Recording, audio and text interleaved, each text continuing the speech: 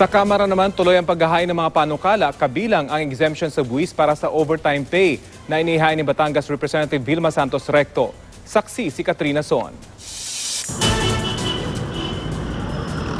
3 taon ng tauhan ng isang gas station si Ralph Rojas. Dahil breadwinner ng pamilya, madalas daw siyang nag-overtime para may dagdag kita. Mahal yung mga bilihin natin, mataas masyado yung mga bilihin. Kaya minsan ginagawa namin, nag-overtime po kami dito. Kaya ang karaniwang 8 oras na trabaho ay nagiging 12 oras. Pero tuwing sweldo, ang lumaking kita, pinangihinayangan niya dahil malaki raw ang nababawas ditong buwis o tax. Imbis na mapupunta na sana sa'yo, mapupunta pa sa tax. Kaya yung tax sana pwede na pong pambili ng pangangailangan ng anak ko, o gaya ng gatas, o kaya mga vitamina. Pareho rin dyan ang reklamo ni Ramil Florida, na imbes naman na umuwi ng maaga, nag-overtime din sa trabaho. Para sa pamilya, sa mga bata, para makaipon.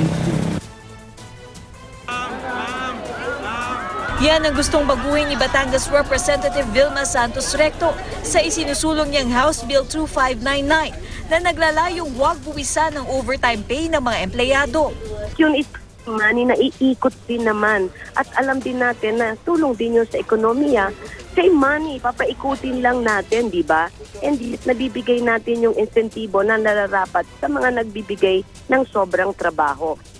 Ang magiging dagdag na purchasing power ng mga empleyado rin. Ang tuntungan ng isa pang ipinapanukala ni Representative Santos Recto na House Bill 1945 o tax rebracketing.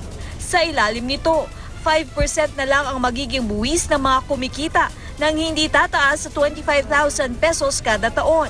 Mas mababa na rin ang buwis nang hindi lagpas sa kalahating milyong piso ang taunang kita. Pag napag-aralan ng mabuti at sana ay maisabatas, malaki ang maitutulong nito sa karagdagang kabuhayan ng mga bawat pamilya. Para sa mga guro naman ng hiwalay na House Bill 1087 ni Masbate Representative Scott Davis Laniete. Sa ilalim nito, pwedeng i-reimburse ng mga guro ang hanggang 100,000 pisong gastos nila sa pagpapagamot o medical expenses. At huwag naman, pero sakaling kailanganin, bibigyan din ng mga guro ng 200,000 pisong death benefits at 50,000 pisong burial expenses ang mga gurong aktibo pa sa serbisyo. Ako si Katrina Son, ang inyong saksi.